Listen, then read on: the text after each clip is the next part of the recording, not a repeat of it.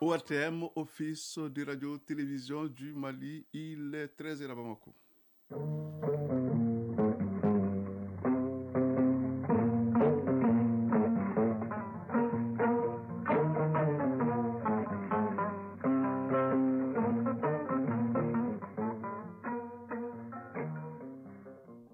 Le journal, Seydou Fomba. Bonjour.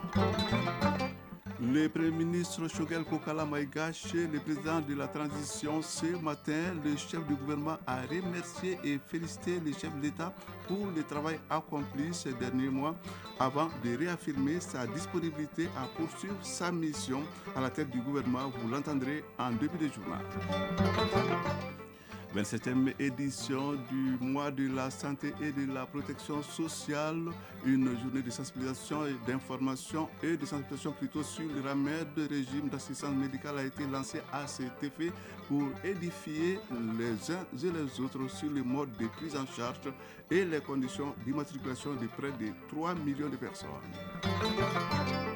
Sport, le football à la une ce vendredi avec la 4e journée du championnat national de Ligue 1 et les rencontres de la 2e journée de poule de la Coupe du Monde Qatar 2022. Enfin, chronique du développement, nous irons à la découverte d'une assurance. Il s'agit de l'assurance islamique. C'est avec Soumaïla Berté. Auditrices, auditeurs, bienvenue. Je vous l'annonçais dans les titres. Le président de la transition, le colonel Assimi Goïta, a reçu en audience ce matin le premier ministre Choguel Kokala Maïga. Le chef du gouvernement était venu remercier et féliciter le chef de l'État pour le travail accompli ces derniers mois. Choguel Kokala Maïga a réaffirmé sa disponibilité à poursuivre sa mission à la tête du gouvernement. Je vous propose de l'écouter au micro de Tassir Diabaté. Mon état de santé est parfait aujourd'hui. C'est pour cela que je suis venu chez le président. D'abord, je voudrais féliciter et remercier le président et toute son équipe pour le travail colossal qui a été abattu. Ces 4 derniers mois ont été très difficiles pour les autorités. Mais vous savez, un peuple vit d'espoir. Ce qu'il a ne lui suffit plus, il faut le faire rêver. Il a besoin d'espérance. Et le président a su donner cet espoir aux Maliens. En ce qui me concerne, sous son autorité, pour ainsi dire, nous sommes condamnés à réussir parce qu'il n'y a pas autre choix. Quand on décide de prendre sa souveraineté en main, il n'y a pas de demi-mesure, il n'y a pas de marche arrière. Je suis donc déterminé à ses côtés, à conduire l'action qu'il m'aura confiée, que les Maliens m'auront confiée jusqu'au bout. Le Premier ministre Choguel Kokala Maïga à sa sortie d'audience au micro de Tansir Diabaté. 27e édition du mois de la santé et de la protection sociale. Le ministère de la Santé et du Développement social a à l'occasion procédé au lancement d'une journée d'information et de sensibilisation sur le remède de régime d'assistance médicale. Une journée qui permet aux participants d'être édifiés sur le mode de prise en charge et les conditions d'immatriculation de près de 2 883 000 personnes immatriculées à ces dispositifs publics de protection sociale non contributifs. Lancé plutôt au CICB, la rencontre ponctuée des remises d'attestation à des personnalités, aux collectivités qui se sont acquittées de leurs cotisations et aux partenaires clés de l'ANAM, Agence nationale d'assistance médicale, est présidée par le ministre de la Santé et du Développement social et représentant le Premier ministre par intérim. Reportage Fadema Keita. Les 3 femmes indigentes de la commune 1 qui reçoivent des mains du ministre de la Santé et du Développement social leur carte RAMED s'ajoutent aux 2 882 331 personnes immatriculées. Leur prise en charge gratuite est assurée par l'Agence nationale d'assurance médicale, ANAM, à travers le RAMED, régime d'assistance médicale.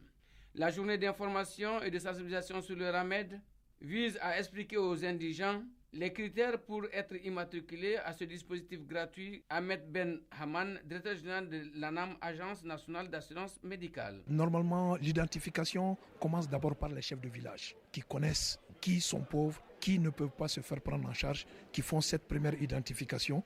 Ensuite, informent le maire qui, à son tour, commandite une mission de la Direction nationale de l'économie solidaire et de la protection sociale qui va sur le terrain, qui s'assure réellement si la personne est indigente ou pas. Si elle est indigente, en ce moment, ils font un rapport circonstancié qui est transmis au maire qui ensuite délivre un certificat d'indigence. Sira Fofana, immatriculé au RAMED. Je fais des crises. J'ai subi une intervention chirurgicale, cela grâce au RAMED. Je remercie toutes les autorités du pays, l'ANAM et les médecins traitants. Sans le RAMED, je ne serais plus de ce monde. Le financement du RAMED est assuré par l'État à hauteur de 85% et par les collectivités à 15%. Sur plus de 700 communes, seules 4 sont à jour et s'investissent à fond dans l'enrôlement. Des attestations de reconnaissance leur sont remises. Mohamed Koulibaly, maire de la commune rurale de Logo-Saboussiré, région de Caille. La commune rurale de Logosé a acquitté de ses cotisations en payant la quote-part de la collectivité à hauteur de 15%. Le parrain de la 27e édition du mois de la santé et de la protection sociale et le ministre de la Santé se disent très fiers des 55 smartphones reçus, dont 40 de l'ambassadeur de la République populaire de Chine au Mali et 15 de l'assurance Salam Chen Zilong, ambassadeur de la République populaire de Chine au Mali. J'espère que ces dons peuvent servir à la population malienne de pouvoir lutter contre la pauvreté, le manque de soins. Ibrahim Kontao, parrain du mois de la santé et de la protection sociale. Conformément au vœu du président de la transition, œuvrons pour que les jeunes gens les plus démunis puissent bénéficier des soins gratuits. À travers le RAMED, enrôler tous ceux qui sont dans le besoin. Madame Djeminatou Sangaré, ministre de la Santé et du Développement social. Il me plaît de rappeler que le RAMED, avec ses 2 882 331 personnes immatriculées pour une prise en charge médicale gratuite, s'inscrit parfaitement dans la vision du président de la transition, son Excellence le colonel Assimi Goïta, chef de l'État, à savoir placer le Malien au cœur des actions du gouvernement.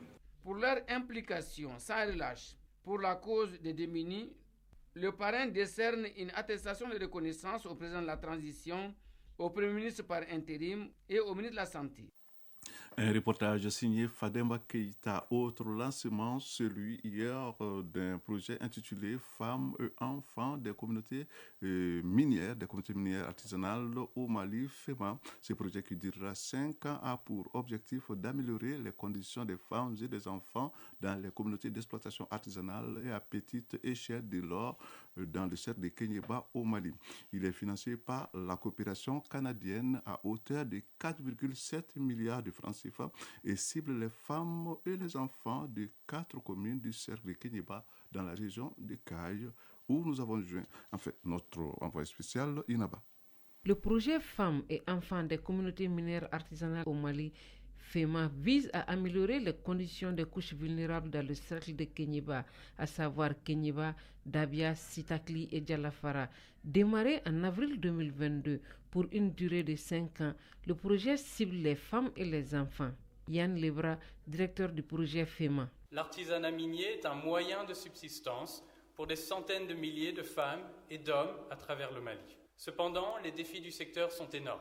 Les conditions des femmes en particulier sont problématiques. Marginalisées économiquement, isolées, exposées à des substances nocives et des travaux dangereux. Principalement financé par Affaires mondiales Canada, le montant du projet est de 4,7 milliards de francs CFA, avec une contribution financière additionnelle de B2Gold. Le Mali est le 5e bénéficiaire dans le monde entier de l'aide canadienne. François Lafrenière, ambassadeur du Canada au Mali. Le projet FEMA s'inscrit en droite ligne avec notre politique d'aide internationale, une politique qui place le renforcement du droit des femmes et leur autonomisation au cœur de nos interventions, comme dans le projet FEMA. Les enjeux du secteur minier artisanal sont énormes et touchent plus particulièrement les femmes et les enfants qui sont souvent marginalisés dans la chaîne de valeur de leur paillage. C'est pourquoi le projet FEMA vise à améliorer la gouvernance globale du secteur. Diara Binta Traoré, conseiller technique du ministère des Mines, de l'Énergie et de l'Eau. Le projet FEMA s'attaque à la résolution d'un problème complexe, le bien-être des populations minières à travers l'autonomisation des femmes, la promotion du bien-être des enfants et adolescents, ainsi que le renforcement de la gouvernance du secteur de l'orpaillage. Les défis de l'orpaillage interpelle tous les acteurs du secteur minier. Ce projet qui durera 5 ans touche plus de 2688 femmes et adolescentes et plus de 140 000 bénéficiaires indirects. Le comité national de pilotage du projet présidentiel Brigade verte pour l'emploi et l'environnement a tenu ce jeudi la 3e session ordinaire de son comité national de pilotage. L'examen du rapport d'activité au 20 novembre 2022 et l'adoption du plan de travail et du budget au titre de 2023 étaient alors du jour de cette session. Reportage Noumou Sissoko. L'initiative présidentielle Brigade verte pour l'emploi et l'environnement est un projet qui s'emploie à la restauration de 3000 hectares de terre dans les régions de Caille et Nioro du Sahel. Ainsi, le projet s'attelle au reboisement en vue de créer des emplois verts à travers la promotion de la gomme arabique. Cette 3e session ordinaire du comité national de pilotage du projet fait le point de l'état d'exécution des activités et du budget de l'exercice écoulé. Redouane Ag Mohamed Ali, commissaire à la sécurité alimentaire. La réalisation d'un forage équipé à Caille, la création de 260 emplois temporaires avec l'aménagement des terres par l'approche HIMO dans la réalisation des travaux du site pilote des Cailles, l'acquisition de matériel logistique, voitures, motos, vélos, etc. Au plan financier, la situation de l'exécution budgétaire du projet se présente comme suit. Au titre du crédit concessionnel, le montant décaissé et engagé s'élève à 1 108 870 573 francs CFA sur un montant alloué de 5 903 640 000, soit un taux de réalisation de 19%. Au titre de la contrepartie malienne, le montant décaissé et engagé est de 272 924 605 francs sur un montant souscrit de 333 297 789 francs, soit un taux d'exécution de 82%. Ce projet lancé en mars 2021 bénéficie de l'accompagnement de l'Agence italienne pour la coopération au développement. Aldo Serra, directeur adjoint de l'Agence italienne pour la coopération au développement. L'Agence italienne pour la coopération au développement vise à garantir que l'impact des interventions financières soit durable et équitable. Dans ce sens, je pense que les efforts doivent être accompagnés par un engagement de tous les acteurs impliqués, à partir surtout des niveaux locaux, avec clé du développement social et économique. Le PBVE, projet Brigade verte pour l'emploi et l'environnement, vise à contribuer au renforcement de la sécurité alimentaire et nutritionnelle des communautés vivant dans ces zones touchées par la désertification et la dégradation des terres afin d'affermir leur résilience. Radio Mali, 13h13.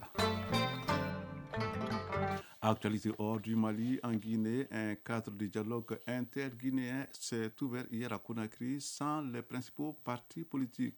Les autorités, les partis politiques et la société civile vont discuter jusqu'au 15 décembre prochain des différentes actions à mener lors de la transition guinéenne. Le Premier ministre Bernard Goumou a lancé un appel aux différents partis qui n'ont pas encore rejoint le dialogue. Il s'agit du Rassemblement pour le peuple de Guinée, RPG, ou encore le Front national pour la défense de la Constitution, FNDC.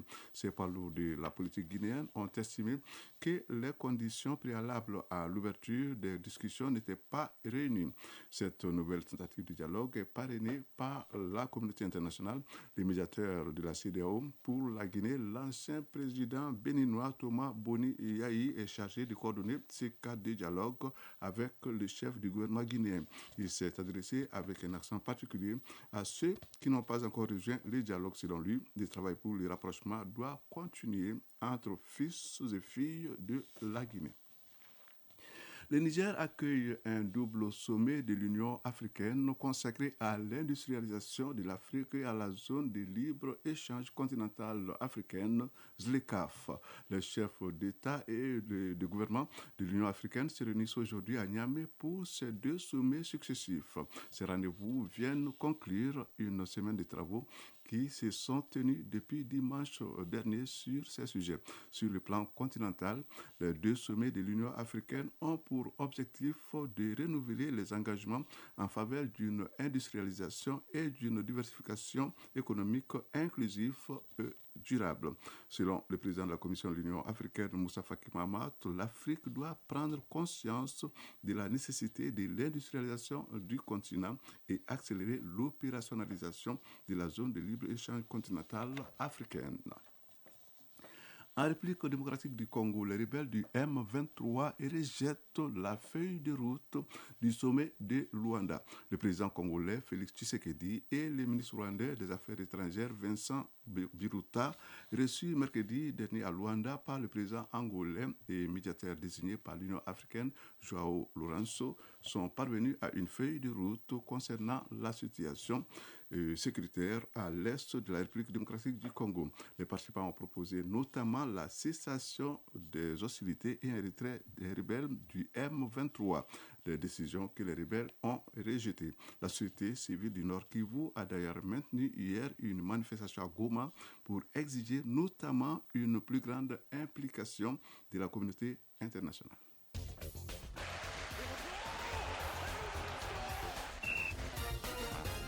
Rien détourna beaucoup de football dans la page sport de ce journal. Sur le plan national, l'actualité, c'est la 4e journée du championnat national de Ligue 1 qui donne son coup d'envoi cet après-midi au stade Modibo Keïta avec 2 rencontres. À 16h, l'AS Real reçoit l'AS Bakary Diam et à 18h, le club olympique Bamako va se mesurer à l'ASCO. L'actualité, c'est bien sûr aussi la Coupe du Monde Qatar 2022. Les rencontres de 2e journée de poule ont commencé aujourd'hui. En ce moment, le Sénégal défie le Qatar, pays hôte. Les 2 nations avaient perdu les rencontres inaugurales.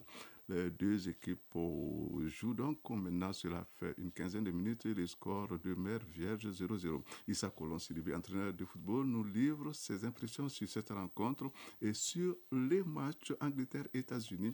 Il est au micro de Salif Ouedraogo.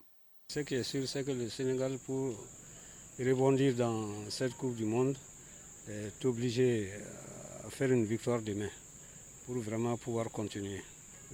Nous les Africains, nous sommes mal à rentrer dedans et nos 2e matchs sont des matchs vraiment à couteau tiré et nous sommes obligés vraiment de faire quand même les résultats pour pouvoir espérer la suite de la compétition. Et le Sénégal veut rester dans le parcours, est obligé de gagner le match et ça, ils n'ont pas d'autre choix que de gagner. Parce qu'avec 2 défaites, même un match nul ne les arrange pas trop. L'entrée dans la compétition aussi, le premier match, les gens ne se libèrent pas. Bon, si cela s'est terminé par une défaite au cours du jeu, nous pensons qu'ils peuvent vraiment bien rebondir, gagner contre les pays organisateurs et rester dans la course. L'Angleterre est déjà bien partie. Leur premier match s'est soldé par un score de 6 buts en leur faveur. Et je crois que les États-Unis ont considéré un nul. Et les États-Unis sont sur une pente ascendante, un ascendant psychologique, en tout cas sur les États-Unis. Même si les joueurs des États-Unis aussi, c'est des joueurs qui jouent pratiquement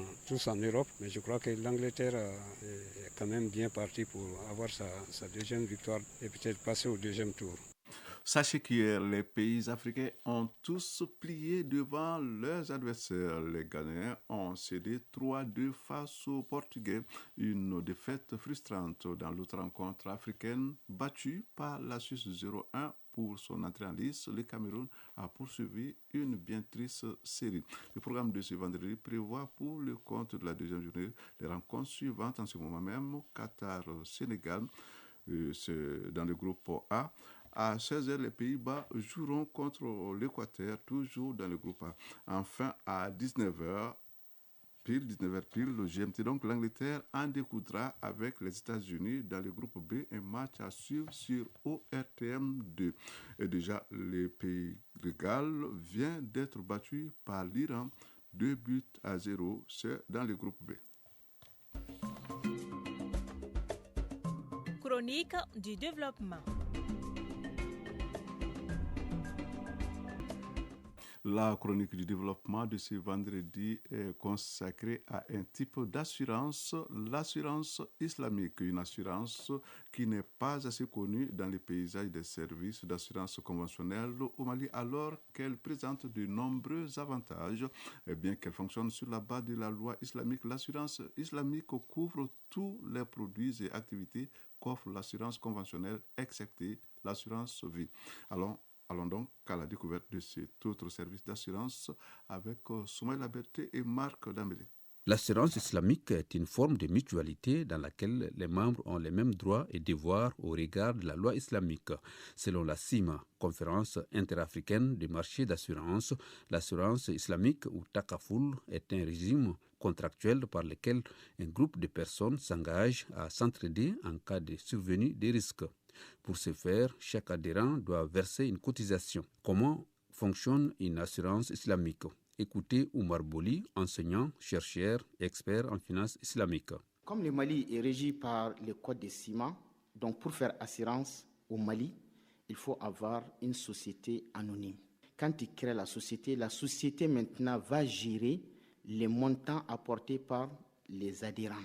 Donc ici, la relation entre les adhérents et la société Takaful, la société assurance islamique, donc c'est Wakala. C'est-à-dire les adhérents vont mandater la société de Takaful de gérer l'opération d'assurance islamique. Ensuite, la société va investir parce que les montants qu'on va donner à cette société, il y aura une partie qu'on va donner à la société pour sa gestion. Parfois c'est 30%, parfois c'est 25%. Quand il y a des risques, donc on va couvrir les risques avec les montants restants et il y a une autre partie qui sera investie. Donc les montants donnés par les adhérents, on peut les répartir en deux. La première partie, donc ça c'est les frais de gestion. La partie qui reste, il y a une partie qui va être dédiée à la couverture des risques. Donc le montant qui va rester encore, on va l'investir. Donc la société va agir là-bas comme un entrepreneur au compte des adhérents. Au Mali, l'assurance islamique opère depuis seulement juin 2022 et est tenue par une seule société, Takaful, régie par les codes CIMA. La différence fondamentale qui existe entre l'assurance conventionnelle et Takaful réside essentiellement dans la forme. On peut énumérer quelques différences en termes de contrat. Pour l'assurance islamique, le contrat qui lie les adhérents, ça c'est le contrat d'assistance mutuelle. Le contrat qui lie maintenant les adhérents et l'opérateur Takaful, c'est un contrat de Wakala, c'est-à-dire vous les adhérents, vous mandatez la société de gérer votre fonds. Il y a le deuxième contrat, vous donnez aussi les mandats à l'opérateur Takaful d'investir votre fonds. Donc il y a ces deux relations-là. Mais en contrepartie, vous voyez dans l'assurance conventionnelle, quand vous payez la prime est maintenant à la portée seulement de l'opérateur. Ce n'est plus à vous. Donc c'est un achat et vente. Alors qu'ici, là, ce n'est pas achat et vente. Ça, c'est le premier aspect. Deuxième aspect, dans l'assurance islamique, il y a excédent. C'est-à-dire, à la fin d'année, s'il n'y a pas trop de sinistres, le montant qui reste revient exclusivement aux adhérents. Alors que dans l'autre, le montant ne revient qu'à l'opérateur classique, à l'opérateur des sociétés assurances.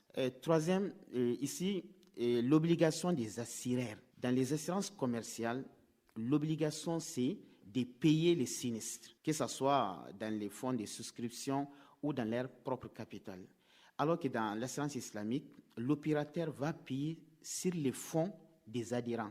Il ne paye pas de son fonds. Parce que les fonds de Takaful appartiennent aux adhérents. Alors que dans l'autre cas, tous les fonds appartiennent à la société d'assurance classique. Excepté l'assurance vie, Takaful couvre tous les autres régimes que l'on retrouve au niveau de l'assurance conventionnelle. En assurance islamique, les bénéfices ou excédents sont partagés entre les adhérents et la société chargée de gérer les fonds. Oumar Boli. La société, elle gagne parce que quand elle fait la gestion, elle a une commission. Au Mali, actuellement, c'est 30% ou 35%. Quand elle investit les fonds des adhérents aussi, elle a une part en tant qu'entrepreneur. Donc ça, c'est bénéfique pour la société elle-même. Maintenant, pour les adhérents, donc les fonds vous appartiennent.